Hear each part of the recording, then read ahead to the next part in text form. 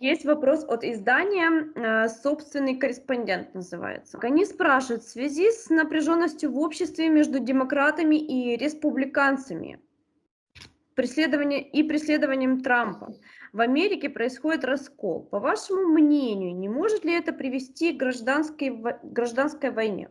Look, anytime a system of government's broken and not functioning correctly, you create the opportunity for trouble. As long as Americans believe in the Constitution, in the rule of law, look, we've lived under bad governments before. There haven't been too many good presidents recently. When we believe that if we go to the election booth, we have a chance of changing what's wrong and fixing it. As long as we believe in that, we'll be okay. But when we stop believing in that, that's where the problem comes. But the question of civil war is a very difficult question. We had a civil war. And here's the other thing. In order to have a civil war, you have to have people willing to fight for a cause. But if Americans aren't willing to fight for the Constitution, what are they willing to fight for?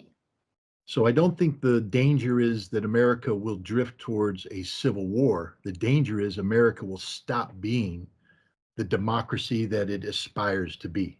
ЛГБТ и смена пола в США. Не является ли это способом истребить население Земли?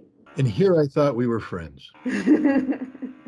Let me say that having been to Russia, and talked to Russians about this issue and others. The Russians have a more conservative outlook on these issues than in America. But I think Russians need to understand that in America, when we have a constitution that speaks of individual rights, that we're serious about this constitution, that every individual has rights. And this puts people like me in a quandary, because personally, I'm closer to the Russian belief than the mainstream American. But as an American citizen who believes in the Constitution, I have to respect what other people believe and what the laws that are passed support. I have to respect that. Even if I personally disagree with it, I have to respect that.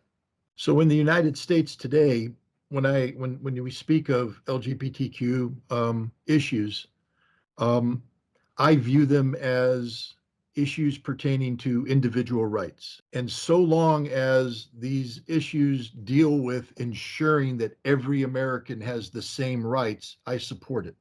But if they ever flip the argument to say that I must change who I am and how my family operates and how my community operates, then I would be in opposition, because my rights are important too.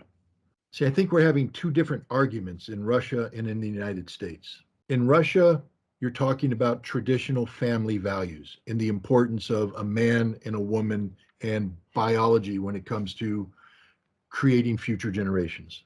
In America, Также в Украине и в Беларуси. В Украине тоже это ЛГБТ Same называется. in Ukraine, same in Belarus. It's not very, this LGBT thing is not very popular in Ukraine.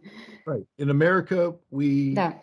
speak of individual rights. It's a completely different argument. Talk to me in 100 years, and we look at where the population growth has gone in America and Russia, and we could be having a different argument that what America did was suicidal, that we created a situation where families are no longer created and all that.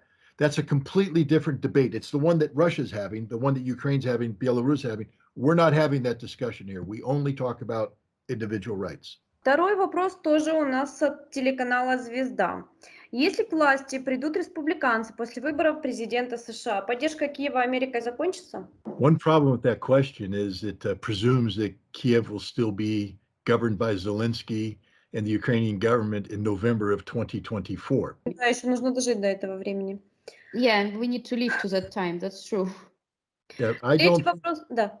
Yeah, I don't think Russia wants this war to continue until November 2024. I think Russia is looking to defeat Ukraine sooner rather than later. So I don't think this will be a question for the next president. There's a reason why the US media is preparing the American people for the inevitability of a Ukrainian defeat.